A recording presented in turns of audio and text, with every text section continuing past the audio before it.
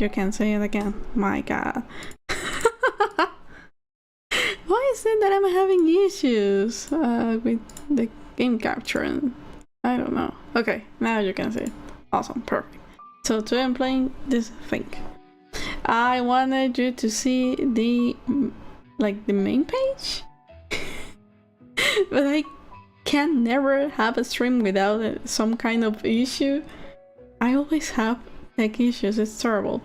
Anyways, so yeah, I'm playing this game called Your House. What is it about? I have no fucking idea. Hi Maxi, how are you, Maxi? Welcome, welcome. How are you? I'm fine, thank you. How are you? Well, I'm actually kind of sick, but I've been sick for about like a week right now. So it's fine, I'm just living with it, I guess. I've been like, oh, okay. I've been like no, not coughing, sneezing mostly, like the flu, but not really, because it's just there, but it's not really bothering me. It's just existing in there, and sometimes my ear hurts, but that's it. I just forget most of the time. But yeah, that happened. And my throat hurts a little bit, but that's it. That's mostly it. So yeah, I mean, I suppose with medicine is going to go away, but I'm about to finish my treatment in 2 days. And it's not going away. Let's see what happens. I mean, it is what it is. Anyways, I was checking out some games because there were a lot of show fest and stuff in the past like month or something, and there's been a few games that I wanted to try. There was like this puzzle sale on Steam, and I bought this game. What is it about? I have no fucking idea. I just saw like some gameplay and it was just like, okay, so you need to read and there is puzzles, and I was like, okay. So I don't really know what is this about. As always, I never know what are games about. I just purchase games and hope for the best. And most of the time that works, actually. Most of the times that works. I like to know nothing or almost nothing about games. I don't know, it's like part of the fun for me, not knowing what is it about. It's been raining all week, so I'm actually happy. That's so nice. Yeah, it just rained. I wanted to start streaming a little bit earlier, but it was raining. Quite bad in here. I mean, it's nice because, you know, it's really hot, so when it rains it's like, oh, this is so refreshing. But it was really bad, like the noise, and I was like, okay, I'm gonna wait for a while until the rain goes away so I can start streaming. How was it, the rain? Were you able to go outside and run into the rain? I wanna do that, but I'm sick! And my mom will kill me, probably. One day I'm gonna do it. One day when it's really hot, I'm gonna do it. Hoping my mom doesn't kill me or something. What else? Oh yeah, I saw some games. And there is one game coming out October 8th. The name, what was the name? Amai Nima. And it's basically, you are a little girl and your mom knows that you are not her daughter. So you need to fake being her daughter. And it's, the trailer was so good. It was so good, the trailer. I'm really excited for that game. I also wishlisted like 2 or 3 more games, but that one in specific has stuck with me. It's like, oh my god, I am the imposter and I need to fake being the imposter. That's so nice. The train's black, but the shore I was watching before. Now the short is the stream. Yeah, sometimes the stream, you can see streams in shorts. It's weird. I mean, I do have it set so you can watch this stream on shorts. So yeah, it's weird. It's weird. Hi. I don't know. But yeah, YouTube's been broken for a while. Sometimes streams don't load, sometimes chat gets stuck, sometimes it says that stream is over when it isn't. It's weird, I don't know. Aside from the nightingale, are you okay? Running in the ring was totally worth it. I mean, if you're here, I guess you are okay. But okay, I mean, you are here, so I guess you are not in jail anymore. But that's nice. The rain thing. I mean, I'm not gonna ask. But that's so random. Like, yeah, I was in jail, so whatever, but the ring was fine. Oh my god. That's so random. I mean, I hope you're okay. I hope you don't get sick due to the rain. And rain is nice, and we should get more rain. Let's start. I'm not starting this game. I've been just talking for 5 minutes straight. So yeah, what is this about? As I said 3 times already, I don't freaking know. So let's just click on it, whatever. The only thing that I know is that you need to read quite a lot. So yeah, I really wanted to play something where I can read, because sometimes I stutter so much sometimes when I speak English. Also when I speak Spanish, though. This is not something that only happens when I speak English. This also happens when I speak Spanish. I stutter quite a lot and things like that, so. The vertical version, yeah. The comments on the earlier show were there, but the video was the stream. Oh my god. That's so funny. YouTube is broken. Fucking AI. I need to read.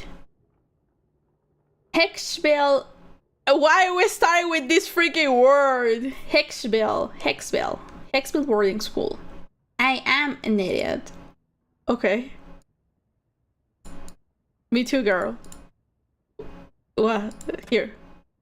No. Okay. No. So I need to do something? I need to click something.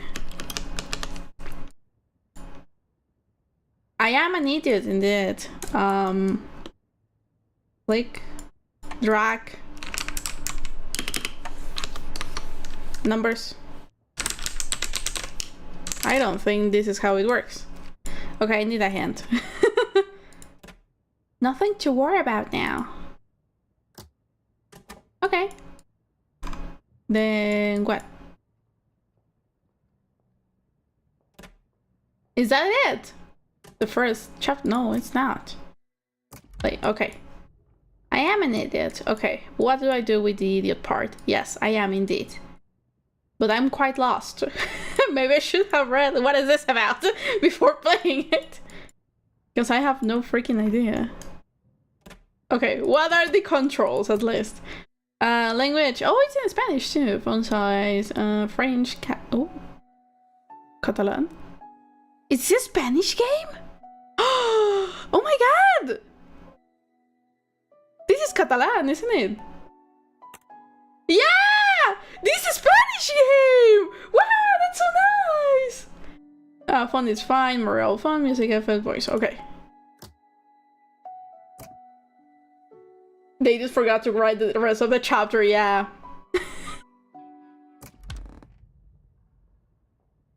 Huh, but I'm quite lost, actually. How am I supposed to play this? Where do I need to click? Do I need to do something? This is why we read instructions. This is why we read instructions before anything. Do I need to write it? Or something like that? No. Maybe I should have seen the Steam page. I love to jump onto things knowing nothing at all. So I don't think this has ever happened to me. I mean, not knowing what the freak am I supposed to do.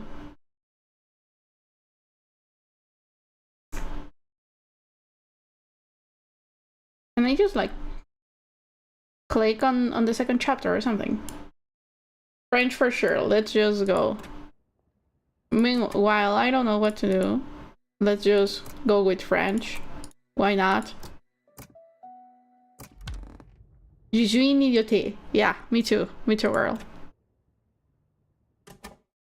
No, no, no. Here, primers, English.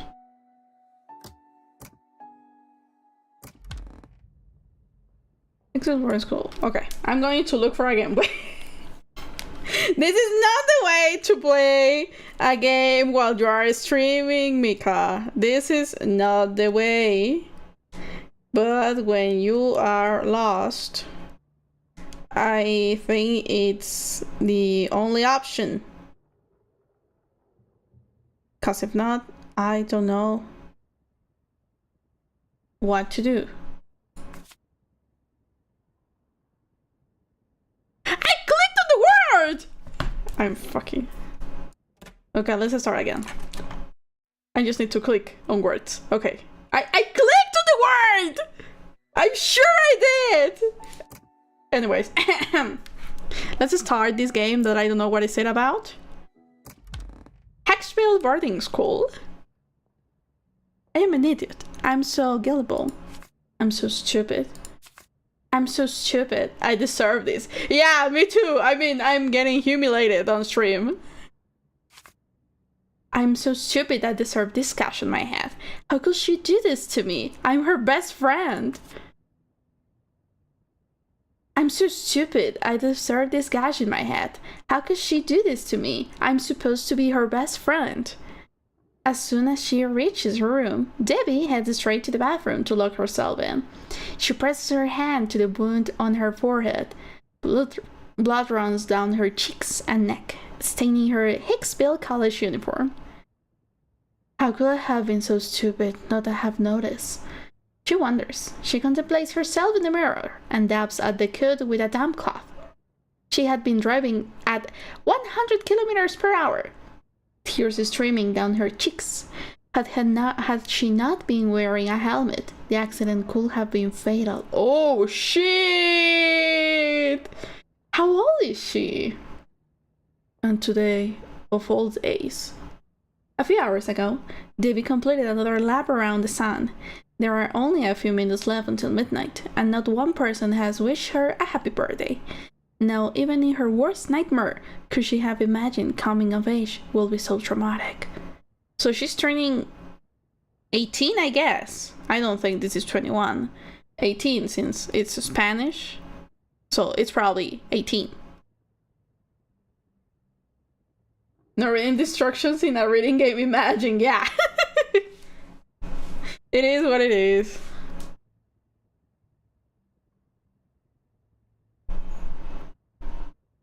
So I don't think she died, right? Like her best friend or something. Debbie is still wiping away the dried blood and smeared mascara when she sees it in the mirror. There's an envelope on top of her dresser. What is this? I'm changing her voice every single dialogue. I'm so sorry. Her name is written on the envelope in marker pen. The handwriting is both exquisite and disturbing. Debbie flips it over, but there is no return address. The stamp looks foreign. Who could it be from? She wonders out loud, trying to remember the last time she received a letter that wasn't a fine. After a few seconds, Debbie begins to slowly tear the envelope and opens it. Okay, so it's like a visual novel without being a visual novel. That's so nice. This is really interesting. A motel. Okay. There is another, yeah.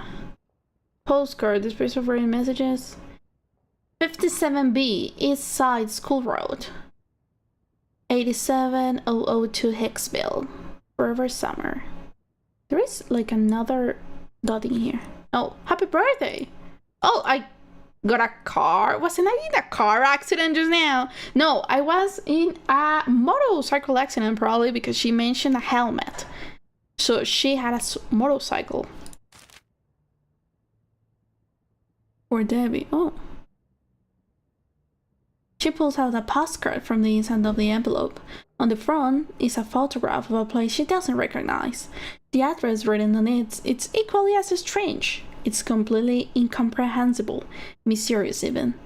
Debbie studies the stamp, hoping it might offer a clue. I have no idea where this bird is from. There is something else inside the envelope. It's a key, and it has a tag. Debbie picks up the key and looks at the tag. Happy birthday. The first birthday message she's had all day. Who the hell sent me this? Is this some kind of joke? Ouch! Ouch!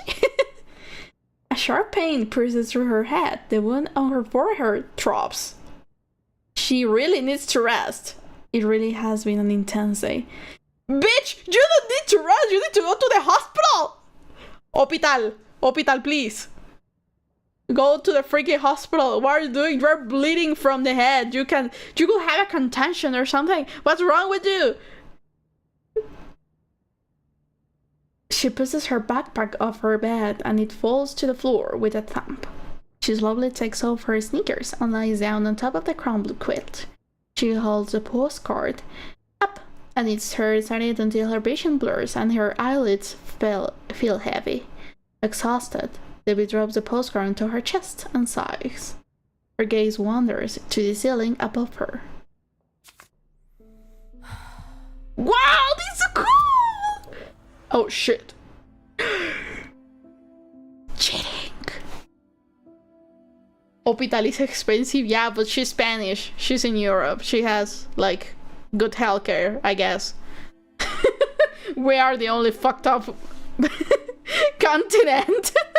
Not even country. We are the only fucked up continent in the whole world.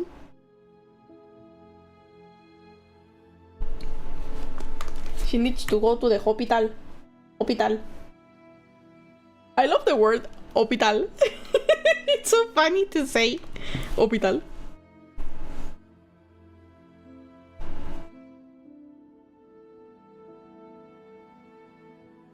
Okay, yeah, I understand. I mean, she's still a kind of a teenager since she's 18. As an asexual, a romantic person, happy pride, by the way. I never really get this type of stories. Because it's just like, oh yeah. When I had a boyfriend in middle school and he cheated on me, I was just like, yeah, whatever. I didn't like him, so yeah, it's an interesting story. You see, because I didn't know that I was a sexual or a romantic person by then, so I just dated this guy because why not, I guess. But I didn't want to kiss him even because it felt gross because I didn't like him. So one day he just decided to cheat on me, and I was just like, yeah. Whatever. It's okay. It's not okay, you know, but yeah. Fine, let's just broke up, whatever. So it's very difficult for me sometimes to understand this type of stories where cheating is involved and things like that. It's like, why don't you just say that you don't like this person or something? Or why do you do that to your best friend? That also happened to me in middle school. The girl that my then boyfriend cheated on me was one of my best friends, actually. And I didn't even get mad at her. I mean, I was just like, yeah, this is like terrible on your part, you know. You don't do that to your friend. But I don't freaking care. Now, seeing like in retrospective, because you know this happened when I was in freaking middle school. I was like 14 or something. Looking at it in perspective, she probably hated me. Like, this girl, I consider her like one of my best friends, and she most likely hated me. So that's why she did it, because they didn't even date after that. Like, after she kissed him, because that was cheating in middle school, you know. Cheating in middle school is kiss. That's it. after she kissed him, and I didn't freaking care. They didn't date, like, at all. So I think that she hated me. But I don't know, because I just didn't care. I just continued talking to her, like always. And I continued talking to him, as always.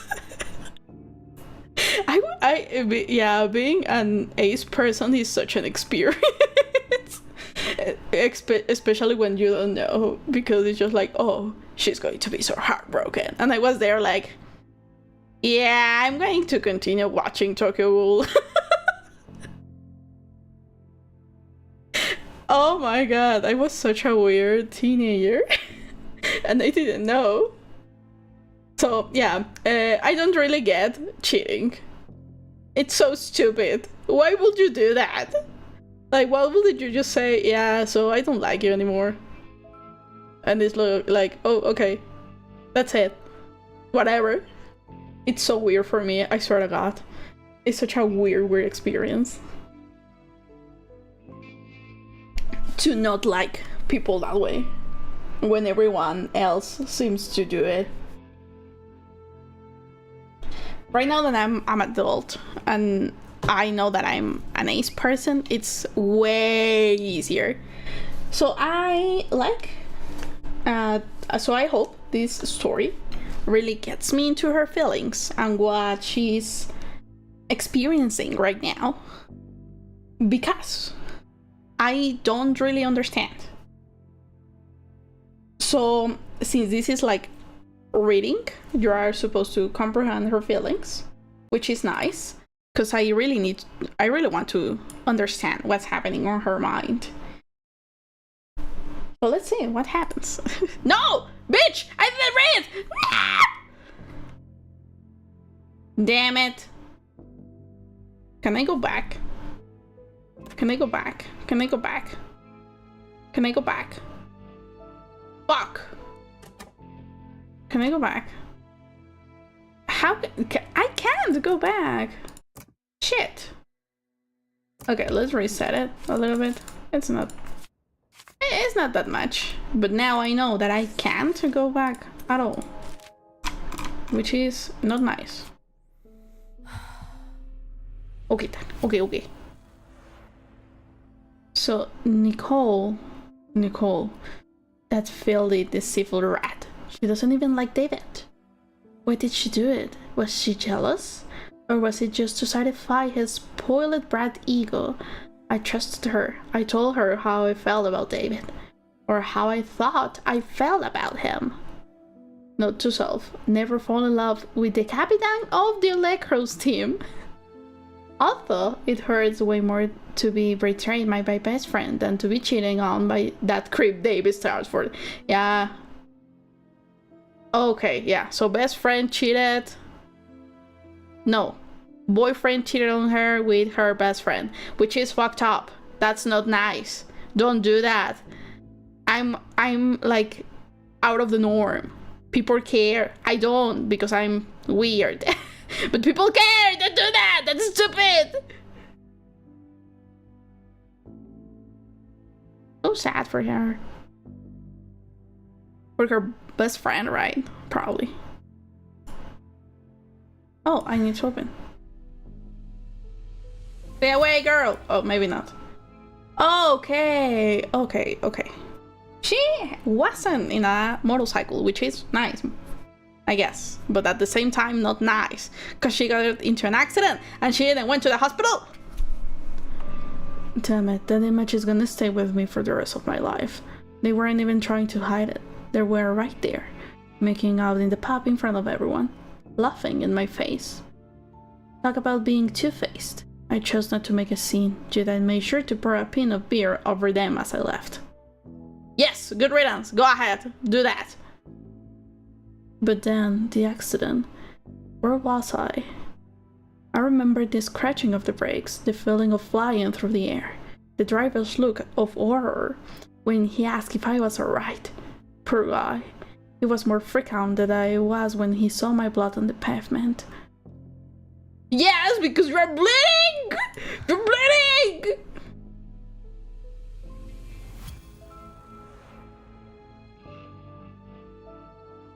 On Monday, I was kicked out of boarding school again.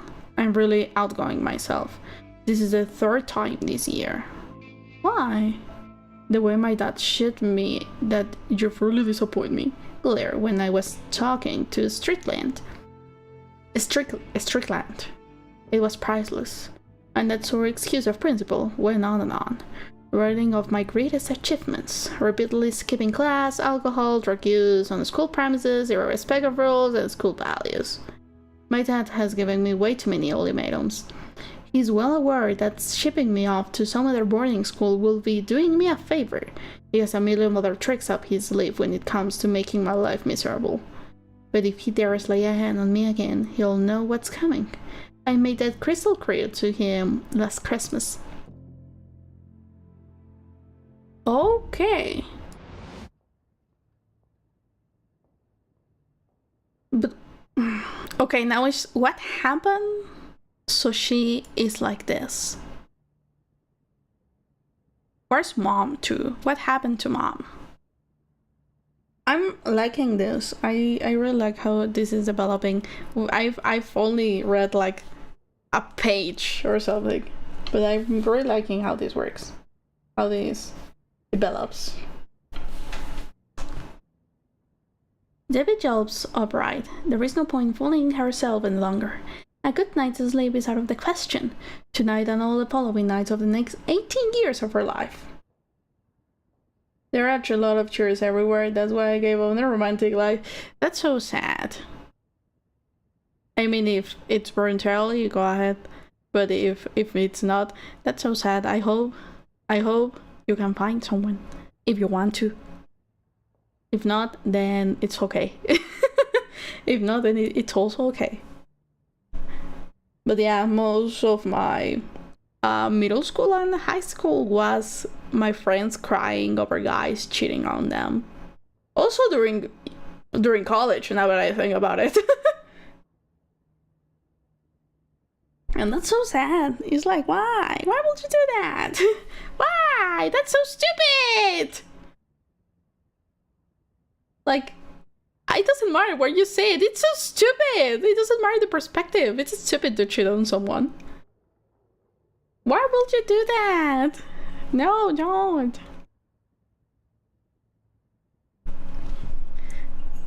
I always think that people who cheat are just cowards who can't face someone to say, hey, so I don't want to date you anymore. And they chose the most awful route, which is cheating. And it's like, that's like 10,000 times worse. What the fuck are you on about? It's so stupid!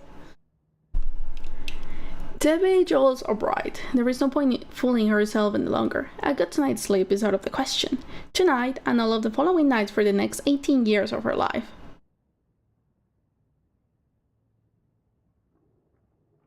Thousands of thoughts swirl around her mind. Oh my god. I don't know. Yeah, to the characters can cheat on you. That makes sense. Thousands of thoughts swirl around her mind. She pushes all but one aside, which means to make her more and more sense. To run away. To get out of this place right now, without a minute to waste. Yes, that's what she is going to do. She'll have to think on her feet and figure out a way to find the address on the postcard. It's a leap in the dark. She knows there might be nothing there and that the key might be nothing more than a joke. But right now, anything is better than studying Hicksville. Adrenaline pumping, Debbie empties her backpack, letting her science and economics books tumble to the floor. She can fill it with more useful things. Right now, I guess, since she's in a boarding school, I guess this is her dorm? Oh. Oh, okay, so this is like my inventory or something like that. I need to put everything in the backpack? Debbie scurs her room looking for anything she might need. Some clothes, a pair of slippers, and a toothbrush. So I guess I need to put the clothes inside. Oh, okay. She opens her desk, drawer and finds a map. Nice, and a Swiss Army knife. Dot dot dot, what's the dot dot dot? Oh, yes, some cash will be helpful. She bends down and pulls out a small wooden box from under her bed. This is where she keeps the money her Aunt Lucille gave her. There was enough to keep her going for 6 months or so. She also picks up her amulet. Oh, it's a small jewel that Aunt Lucille gave her. It was her mom's. Okay, this is mom's mention it. Okay. She will have liked you to have it. She's dead. Mom's dead. Yeah, I figured, but you know, here's a confirmation. Mom's dead. Her aunt told her. Debbie never met her mom. She died when she was 4 years old. But now, it's not the time to think about that. She stuffed her belongings into her backpack, along with the postcard and key. Okay, so now we have Swiss knife, amulet, map, clothes, key, and postcard. Okay. Debbie puts on her jacket and pulls that hat over her head. She looks in the mirror and barely recognizes herself. The wound on her forehead is swelling and turning purple, but at least it has stopped bleeding. Wash it at least! Wash it, please! Please wash it! Okay, don't go to the hospital. You don't want to go to the hospital. But please wash the wound at least. Please. Please, it's gonna get infected. It's already past midnight. The guards will be patrolling the halls of the residence, so the only alternative is the window. You're going to hurt yourself more, girl. Stop! Debbie opens it. The cool nighttime breeze in the height she's on the second floor sends a shiver down her spine. For a brief moment, Debbie turns and looks back at the dorm behind her. Fuck it, this isn't my house. Ooh!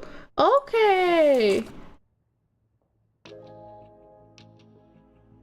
Debbie sticks one leg out of the window and looks around outside. She knows she must rely on the cover of darkness to make her escape. Hundreds of stars flicker above her, but the night sky is moonless. There doesn't seem to be anyone in the garden. She hears voices and laughter coming from one of the dorms. Another sleepover was invited to. Good, they'll keep the night guards busy. The villains on the windows sills gingerly clutches at the molly brakes. Oh no, this is Debbie's thoughts. Sorry, I thought it was someone else. There doesn't seem to be anyone in the garden. She hears voices and laughter coming from one of the dorm rooms. Another sleepover wasn't invited to. Good, they'll keep the night guards busy. Debbie leans on the window sill, gingerly and clutches at the moldy brakes. She pulls herself off, placing her feet on the dangerously narrow ledge. Moving her hands and feet simultaneously, she shimmies over the drum pipe.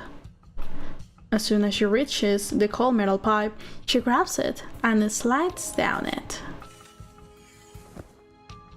Okay, I'm liking this. It's like a novel with interactive. So yeah, it's just a novel. That's nice. She hurt herself again. Ouch.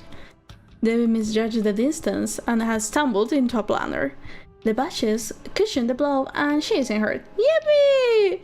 But the crash might have caught someone's attention. So much for being quiet. She's going to have to cross the garden quickly without getting caught. She has 40 seconds to get to the fence and jump over it. When the guard isn't looking, Debbie runs. Runs, and more, and runs, not looking back, runs.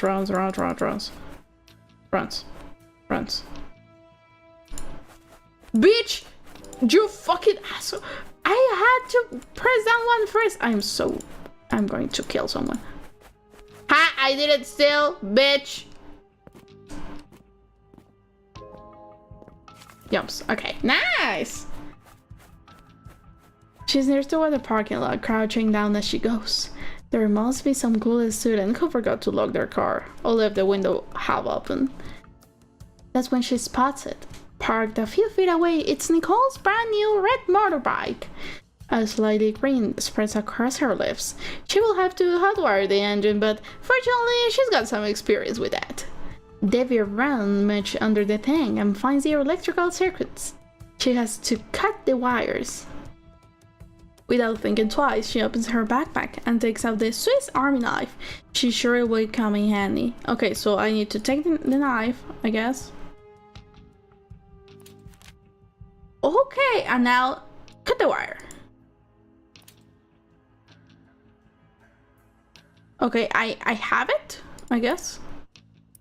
Oh my god! These are the... like this? And cut the wires. Oh! Okay! That's nice. Now Debbie must first connect the green wire to the black wire, and then the red wire to the blue wire. When the wires are connected, she will be able to start the bike. Okay. The green wire to the black wire. And then the red wire to the blue wire. Okay. There is no red, so this is red. But there is no black. Shit, what the fuck am I supposed to do? Oh, okay. Okay. Esto es como el libro rojo y el libro verde. Fuck. Bodoque trained me for this. So, the green wire to the black wire. And then the red wire to the blue wire. Like this. Start the bike. Awesome. The bike starts up with a roar that sounds like pure freedom. As the security guard approaches the parking lot, Debbie grips the handbars and accelerates, getting out of there as fast as she can. Coup de poing. Coup de poing, Nicole. I don't know how to pronounce this shit. Your bike gets to change for a slimy David. She takes the first exit she comes to. Debbie can't help but think about the boarding school. They probably haven't even noticed she's gone. No, not until tomorrow, girl. And probably not tomorrow either. Someone is going to say she's in her room doing nothing, probably depressed. So it's probably going to take him about 3 days, I guess.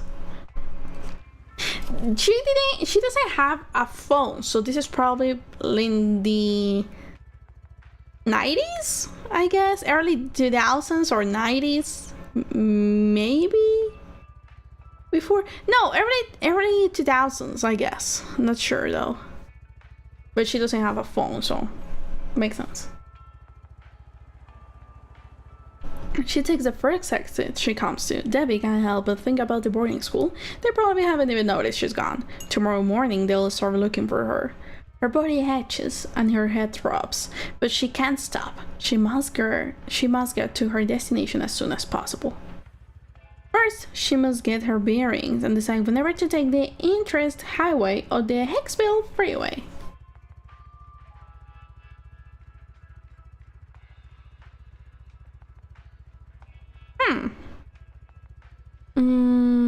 What did the postal said? I don't think the postal said Hicksville. Not sure though. Let's go with Hicksville probably. Although this seems to be the longest road, she will reach her destination sooner this way. The early morning rays do little to warm her hands, which are frozen from hours of gripping the handlebars of the motorbike.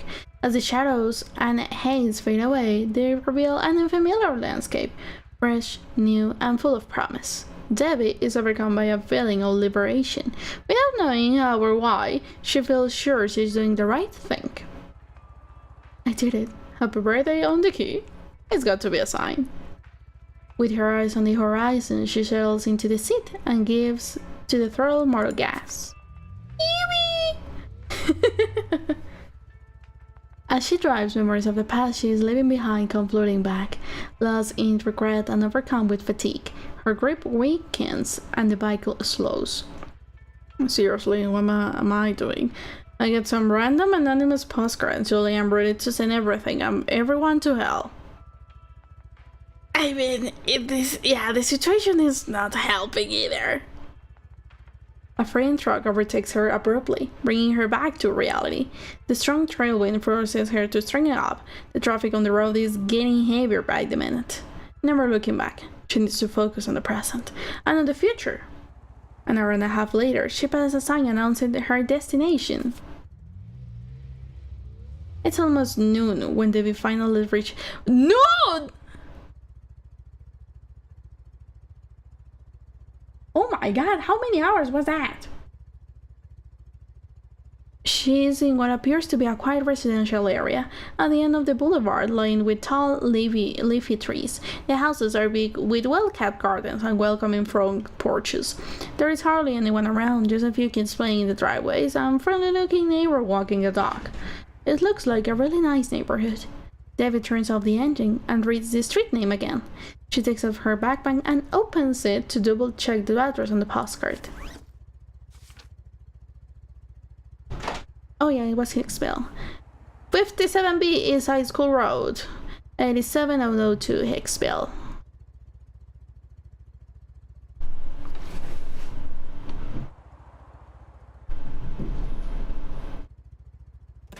Oh, no. Yep, this is it. She sets off again, much more slowly, her eyes scanning for numbers. 57 along the odd number sidewalks.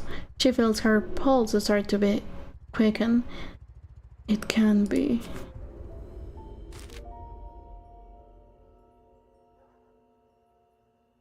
What's wrong with the house? It's a house, I mean. David stops in front of number 57 and gets off the bike. She can hardly believe her eyes. In front of her is a house she can't even begin to describe. She simply can't put it into words. Oh, so the key is not for a car, but for the house! Oh my god! It's beautiful. Debbie murmurs as she crosses the street and approaches the gate, unable to take her eyes off the impressive mansion before her. The gate looks like it's open. Debbie looks both ways, afraid someone is watching her, but there is not a soul inside. Happy birthday, she says to herself, building up the courage to push the gate open. Debbie crosses the garden on a narrow pathway bordered by brightly colored plants. Dry leaves crouch beneath her feet, and it looks like no one has mowed alone in weeks. Meowed. Meow. A small slope leads her to the front door. The wooden porch creaks under her feet as she stops in front of the door, solid and simple in design. She hesitates for a moment, then knocks. She tries again and again and again. No one answers. I love the clicking thingy. I don't know, it's so simple, but it's so good with this. No one answers. Debbie goes to push open the door, but it's firmly locked. To her right, it's something that looks like an intercom, but it's turned off. There's a small slot in the panel. Perhaps she needs a key to activate it. Okay, how can I open the... A key? Yeah. Right.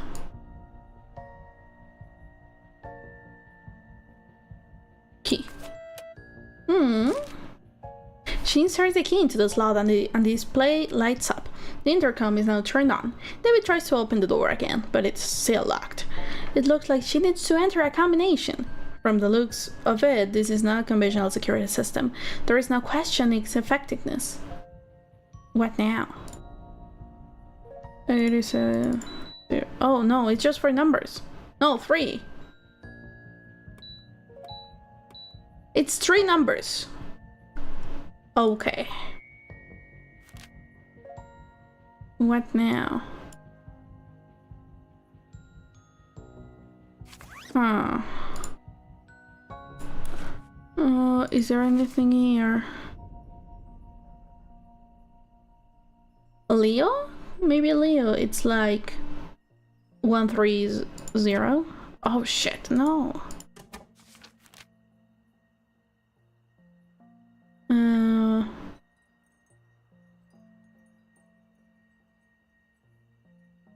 Okay, what? Okay, maybe Leo. No, the other way. Leo. Error.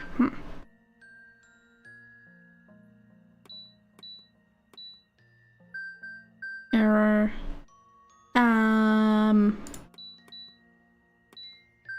What was the other number? Was it a 3? I don't remember if it was a 3. Let me check. 2. It was a 2. Okay. 872. Error. Huh. Take a good look at what once came your way. The cars, Birds and 3s. and trees are the key to entering this place. Okay. Car, birds, and 3s.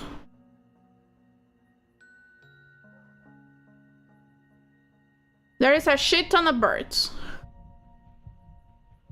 There is 2 trees.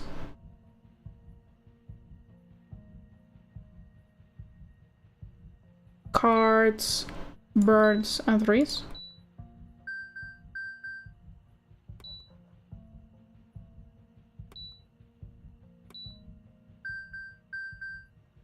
There is no cars, right?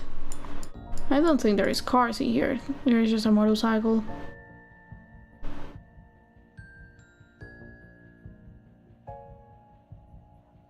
Yeah, there is 2 3s, right? Yeah, so 3. I hate the word 3. 6767, bro. I'm gonna block you. I'm gonna ban you permanently.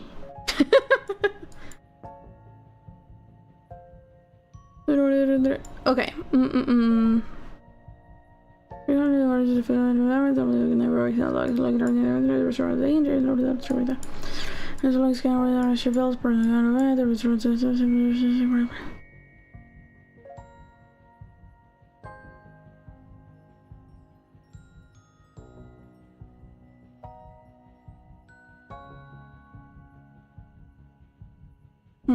No. Okay, how many birds? 1, 2, 3, 4, 5, 6, 7, 8, 9, 10, 11, 12, 13. 13 is too many numbers. Maybe 13 too? But there is no cars. 213. Take a good look at what once came your way. The cars, birds, and trees are the key to entering this place.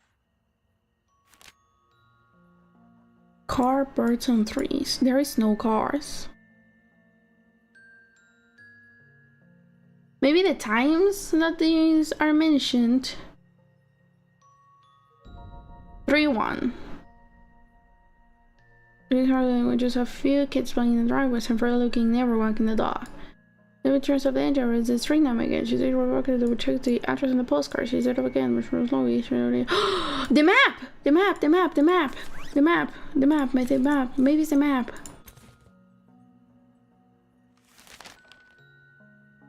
Can I grab the map?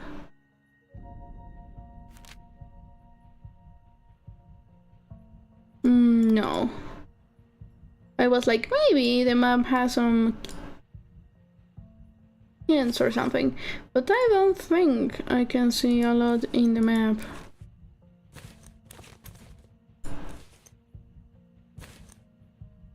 Okay, here it is. Car, birds, and trees. Okay, there is 6 cars, 3 birds, 5 trees. It's 635.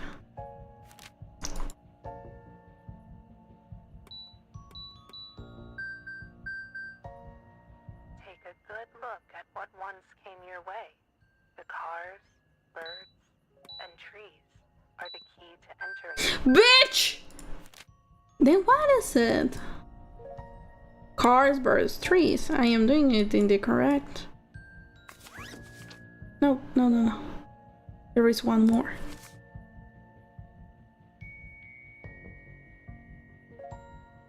Cars, birds, trees. Okay. Cars, birds, trees. Yes, for the extra bird. Home, colon, regular place of residence and one in which you live your private or family life.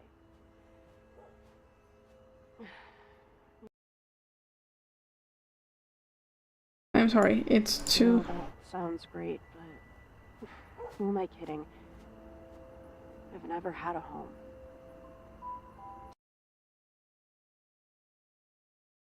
Till now, at least. Okay, now it's better. So it's been over a week since I arrived here, and I'm still not sure if this house is a gift or a joke. Like, I feel like at any moment someone's gonna burst through the door, see me living here, and call the cops, and it's either gonna be some loaded lowlife or a happy family with their 3 blonde kids and a dog. I once read on a mug that the best things in life are free. Dreams, laughter, hugs. Okay, yeah. What a load of nonsense. Maybe she can stay me a while. Every night I go to bed wondering who sent me this letter and this key, and I wonder why they did it. Like, there's too many unanswered questions. How am I supposed to relax like this? So she's been here for a while by now. I saw that figure dressed in black again today. What do you mean again? They were snooping around the garden fence, and... Who are you?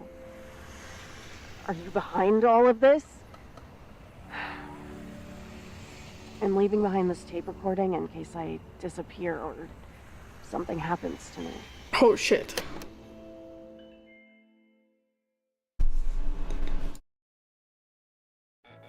Oh my god. Sorry, I'm still figuring out the audio. Okay, she's been here for a few days at least, sometime by now, living in this house that we don't know. We don't know who gave her the house or anything at all, but here we are, I guess. I mean, I guess she can stay until someone else has come and it's like, okay, so this is my house.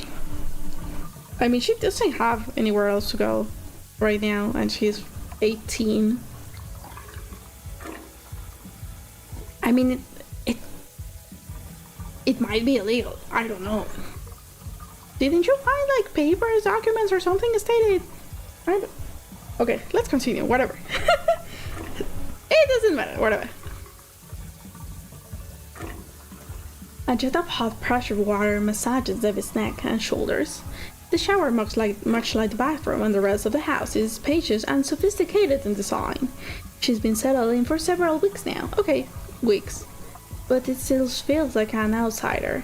She can't help but wonder what stories lie hidden in the furniture and paintings that adorn the many rooms of the mansion. Well, yeah, it's a mansion. Nevertheless, her initial doubts and fears have given way to a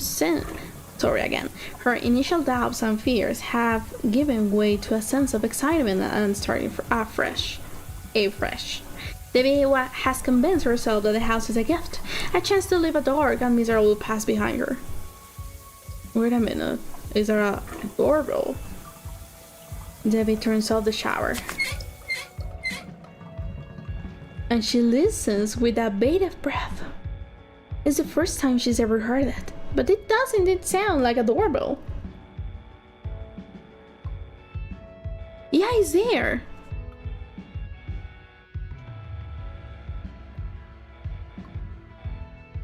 Is that Morse code?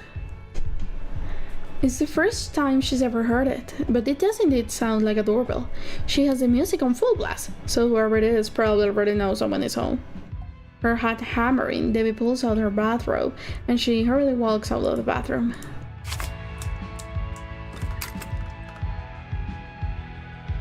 Not bothering to dry herself off, Debbie walks straight into the bedroom, leaving wet footprints and dripping water all over the floor.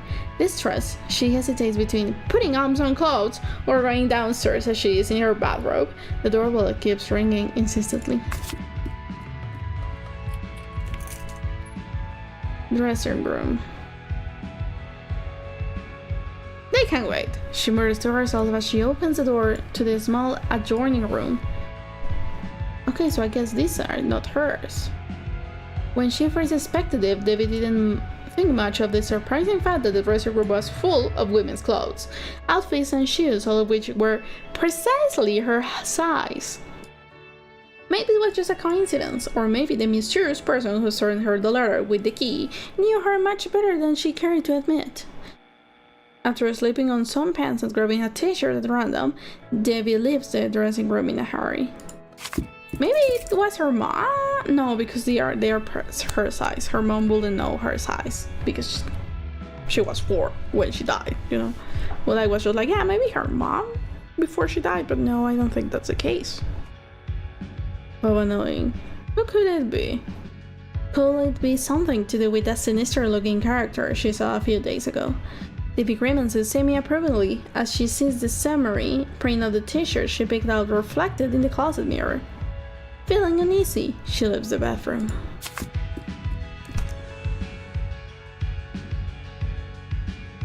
Two further sharp rings demand her presence. Debbie has the vague feeling that taking her time to open the door gives her a certain sense of authority, as if her future will prove that she truly is the owner of the house.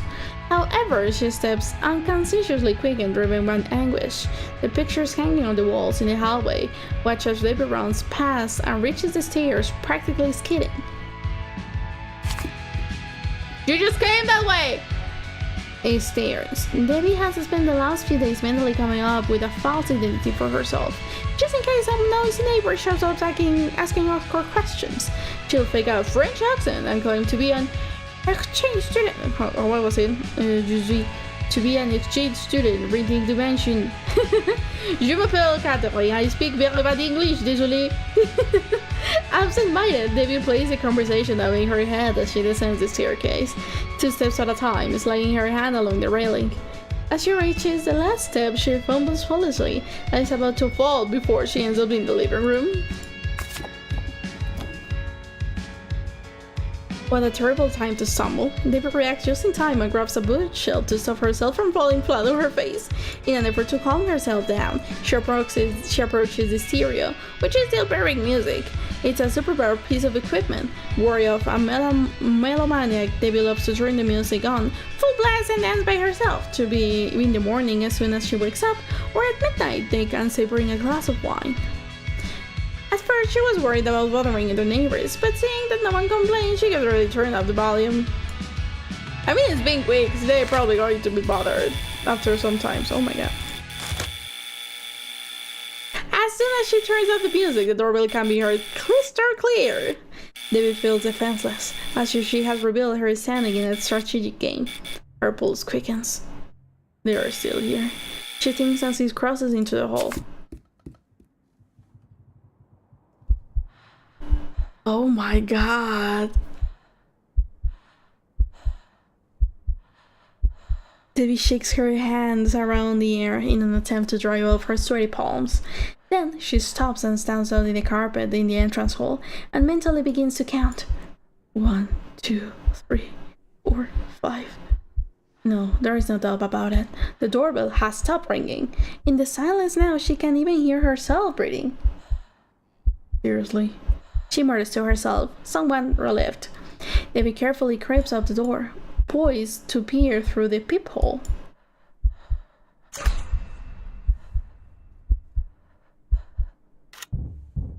No one. They are gone. All she can see through the peephole is the empty porch and the garden. Suddenly, a knock startles her. The sound is now coming from the back door. Who do I think they are? Debbie quickly reaches her steps. Debbie boldly walks into the living room, but gradually her pace slows to a halt. The sofas, the floor lamp, and the bookcases full of books seems to taunt her. She clearly recalls there being a back door in the kitchen, but how do you get to it? You have to go through the dining room, and then... No, wait. Her nerves are getting the best of her, making it difficult to find her bearings. In front of her, there is a wooden door. On the left, a large sliding door. The wooden door? It's a cozy little room. A nice nook to work with. It has a vintage desk, lots of books, many of them on architecture, a drinks cabinet. No, this is the office. It's not this way. The somewhat maze-like layout of the rooms often still causes David to get lost in the house. Just the other day, for instance, it took her several minutes to find the bathroom. As she turns back around, she tries to remember the way to the kitchen. She goes back to the living room. The knocking for the back door has become even sharper. Debbie quick crosses the living room. This time she doesn't hesitate to decisively open the sliding door that leads to the dining room.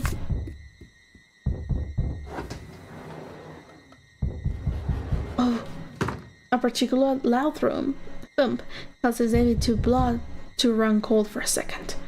Frozen, she silently gazes at the practically regal details of the room, such as a large gilded ice bucket of the glass cabinet that houses an imposing porcelain dinner service. David swallows as he slowly skirts the long table that presides over the dining room, surrounded by 10 chairs. Evidently worried, she places her hand on the doorknob leading to the kitchen.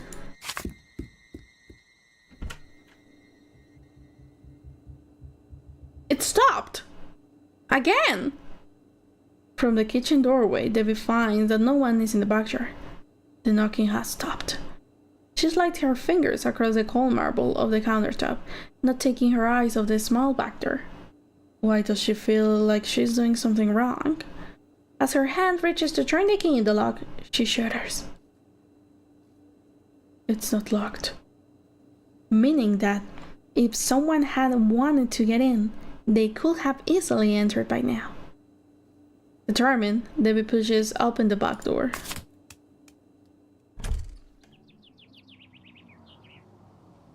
Debbie looks to her left and her right, but does not see anyone. Stepping onto the gravel of the driveway, she realizes that all this time she has been barefoot. As she looks down at her feet, that's when she sees a newspaper. A large envelope. Oh, it's a package. Yeah, I forgot Amazon doesn't exist by now, right? A large envelope has been left on the floor, with no stamp, a return address, or anything written on it. The first thing that Debbie notices is that she picks it up is how heavy it is. Judging by its shape, it appears to contain a book. Clutching the envelope against her chest, Debbie takes a last look around the backyard, which, just as the rest of the manor's garden, and much like its past, retains the decaying aura of all things that have been abandoned. She closes the kitchen door behind her and opens the envelope.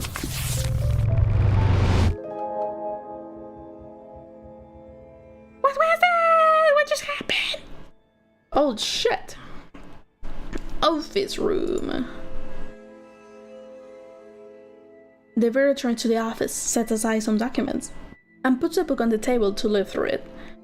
It's a collection of all kinds of clippings, overcome with curiosity. Debbie tries to find some logic.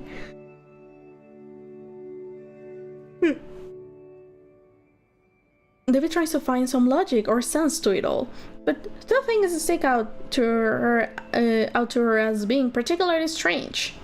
The first is that the page seems to have been torn out at the end of the book.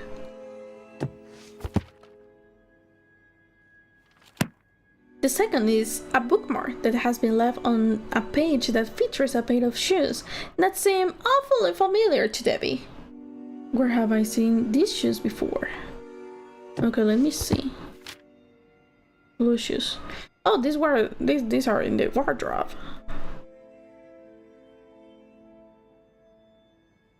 Class of 1969!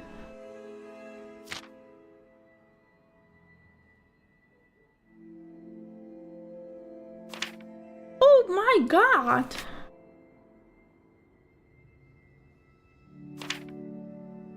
Expel.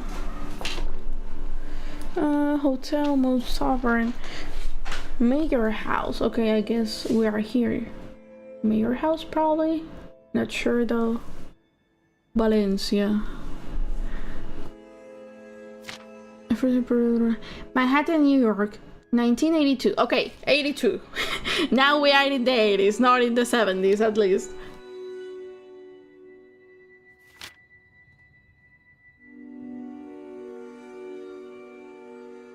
Okay, that's it. Is there anything before 46? No. Okay, we're around the 80s, it seems.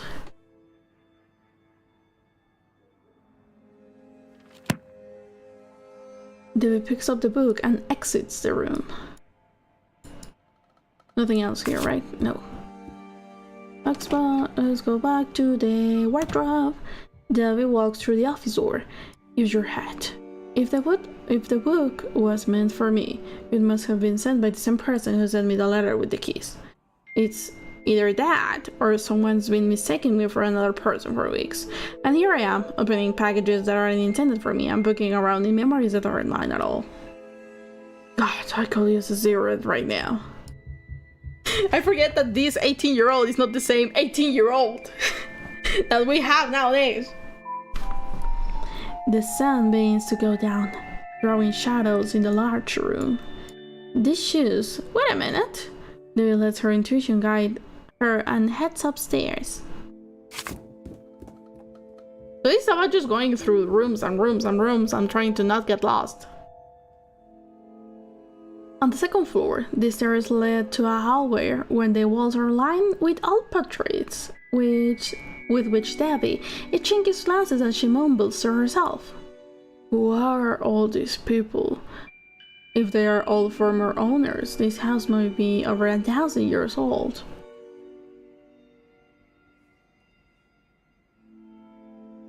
Between the paintings, several doors can be found. The first leads to a room that could be a study, the second leads to the bathroom, and the third one is locked. The truth is Debbie has not been able to get into that room yet. Okay, the bedroom, I guess. This is the only bedroom in the house, but as it looks like a presidential suite, Debbie didn't think twice about making it her own. It's the biggest, most comfortable bed she's ever slept in. She found it made when she arrived, and since that day she hasn't bothering to remake it. To the left is the door of the dressing room, opposite is the door of the bathroom, and behind her is the door that leads back to the hallway. Okay, there's the dressing room. Here is. Debbie walked back to the dressing room, which can only be accessed from the bathroom. She heads straight for one of the shelves, which is automatically lifted up as she approaches it, shedding light on a colorful collection of shoes. The shoes from the scrapbook should logically be somewhere around here. Like here, for example. I don't know. BHF 104 MHZ.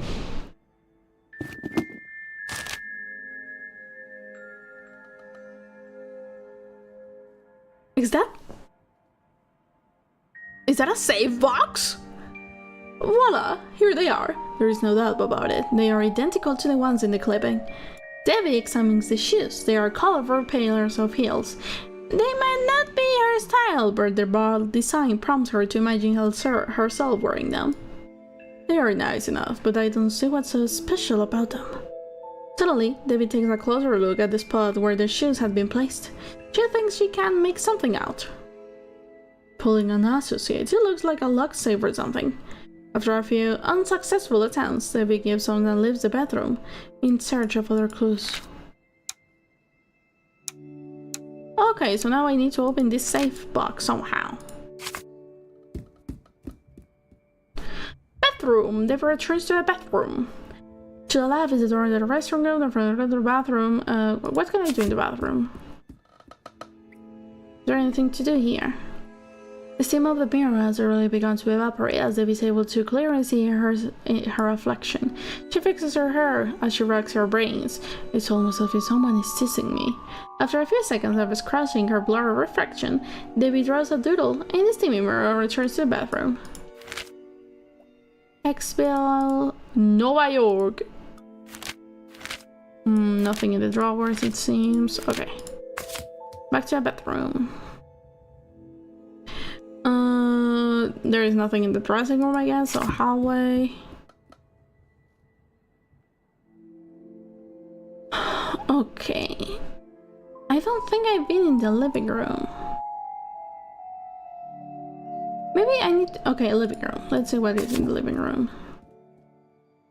Oh, this is the living room, right. They returns to the living room. She sits in the comfortable sofa and stares at the stereo. All this time, she hadn't stopped to look at the incredible hi-fi equipment in the house. She would love to play Brickley Pop at full volume, but she needs to think before she looks any further. Those shoes. Wait a minute. David lets her intuition guide her as she heads upstairs. But they just came from there. Like, yeah, I already went to the bathroom and the dressing room where the shoes are. The thing is what to do. Oh, I forgot to click on the shoes, right?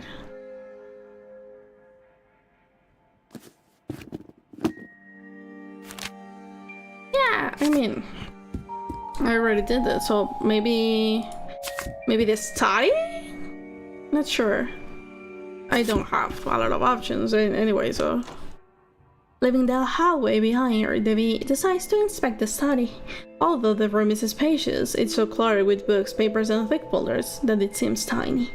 In one corner, there is a drafting table littered with blueprints, drawing compasses, assorted rulers in different shapes and sizes over to one side, what appears to be surveying equipment, and a shelf covering dust collection of tin solar figurines carefully watch over Debbie. And amidst a pile of clutter, an ominous-looking box catches Debbie's eye. She bends down, picks it up with both hands, and examines it closely. Looks nice, but it's locked.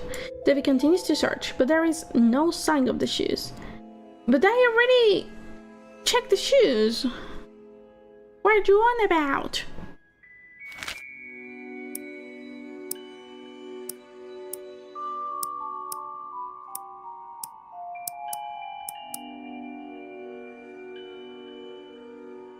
Big post office polling associates. It's the same thing, isn't it?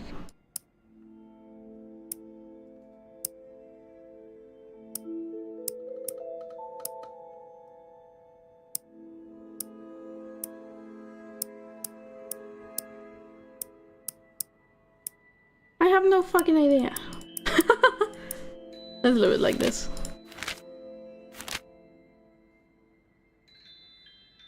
Okay, let's go back to the hallway. Maybe there is something else in the living room that I wasn't able to see or something.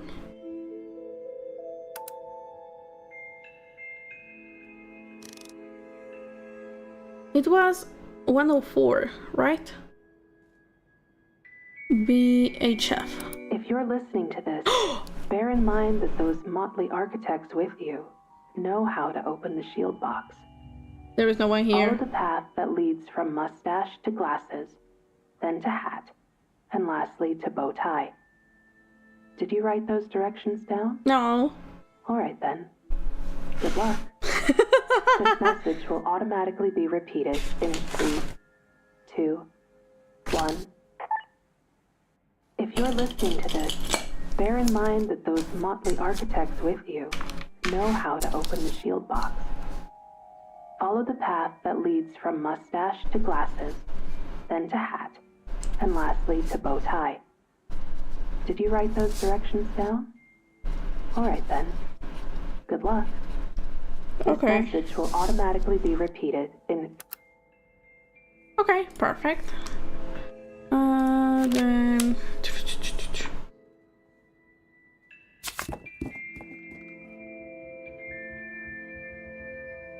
Okay, follow mustache. Who has a mustache?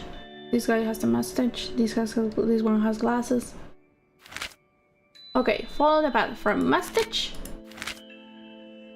Bitch. Mustache. Glasses. Hat. Bow tie. Okay. Mustache. Glasses. Hat and bow tie. Okay, I think I got it. If I go to the study and I use this. No, these are 4. Shit! I thought these were 3. It was like, well, mustache. Glasses is this. What is this? No. Fuck. What if I start with glasses? Bow tie. No. So let's walk to the hallway. But how can I follow the path? Because this is, you know, mustache, glasses, hat, bow tie. But I cannot click on them. Unless there is someone else with a mustache. That I don't think so.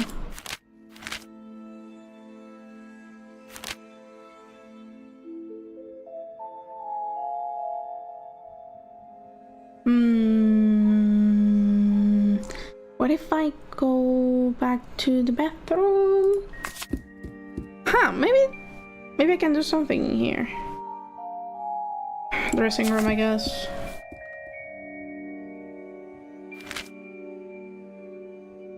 The architects, also, they talked about the architects. Where is the office? There was an office. And as to what I remember, I was able to do something in the office. But it's not here.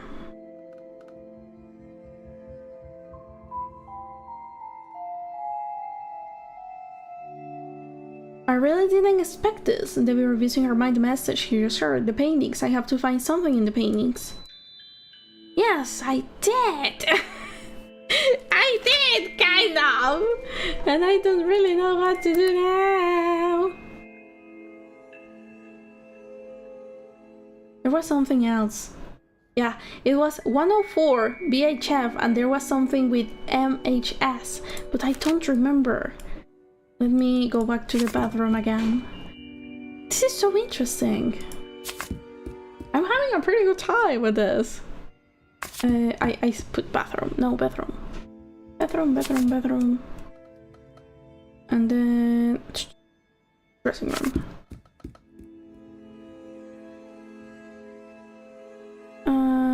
Shoes.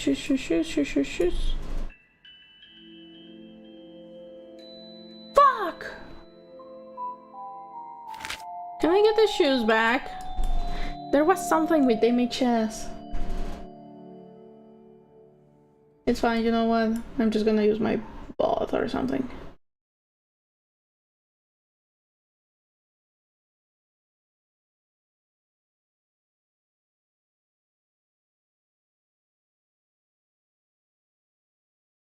I have my VOD here. So I'm gonna use that one to see what the shoe said before.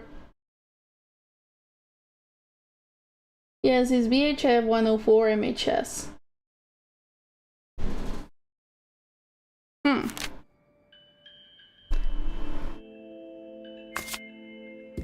I need to do something with the paintings. The thing is, what do I need to do with the paintings exactly? Because I do have like the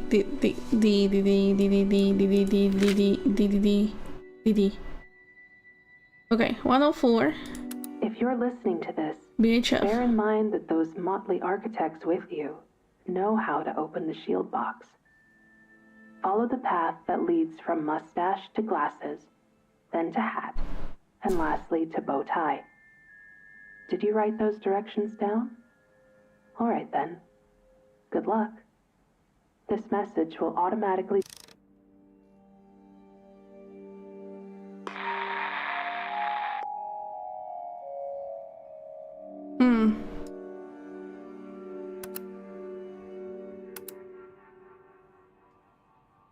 No. Oh my god. No, they should just said BHF 104 MHS. So, since it doesn't really work, I guess I just need to leave it in 104. If you're listening to this, Yeah, bear whatever. in mind that those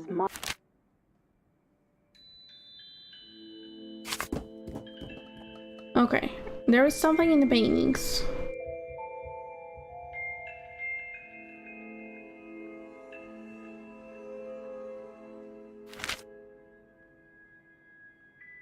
But how can I click on them? That's the thing. So I'm clicking and it's not really working if I click on them. So there should be something else that I need to do.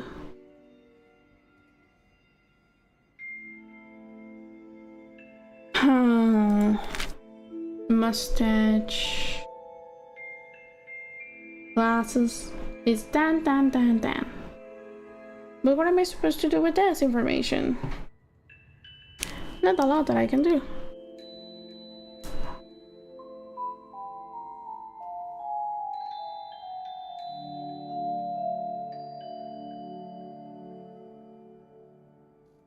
I don't know how much time I have left because it's almost 9 and I should get going at around 9.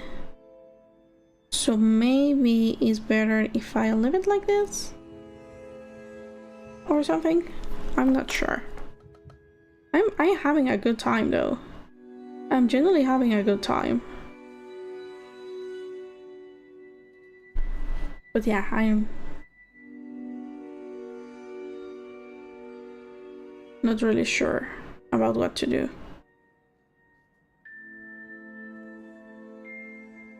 But yeah, let's just leave it like this, right? For now, I guess.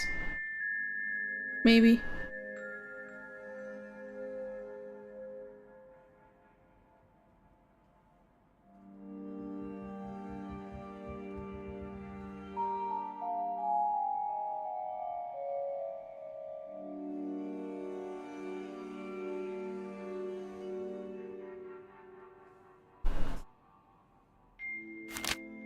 Yeah, because there is nothing that I can do right now. Okay. Let's leave it like this for now. Bathroom, is it in the bathroom? Call for a detective, I need to. Is there anything else in the bathroom? Oh shit. Well, I got something. Page 49. Fallen Associates, okay. By any chance something happened?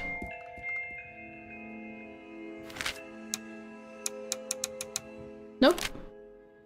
But I cannot see my inventory either. What was in page 49? No, nothing, because it started in page 40. No, yeah, there was something in page 49. I don't really remember. But it's fine. Okay, let's leave it like this. Let's leave it at this. Since it seems that I can't do a lot right now. So let's just leave it like this for now. I'll continue some other day, I guess. The Sherlock, yeah. I knew a blonde detective, but I heard she's a long journey. Yeah, I heard that too. Pee. Thank you so much for passing by. I need to go now. But yeah, thank you so much, Mixie, for passing by. Thank you so much, Blue, for passing by too. I hope you had a good time. Just listening me reading stuff. It's really nice. I'm really liking the game, which is more an interactive novel than a game, but it's cool. It's cool. Better than Mixtape, probably. But still, it's quite simple. It's nice. It's quite nice. So thank you so much. I should get going. Have a good day. Bye bye. Oh, we're in chapter 2 actually. Nice. Anyway, bye bye. Bye bye. Bye bye. Bye bye. Bye bye. Bye bye. Bye bye. Bye bye. Bye bye. Bye bye. Bye bye. Bye bye. Bye bye. Do do do do do do do do do do do do do do do do do do.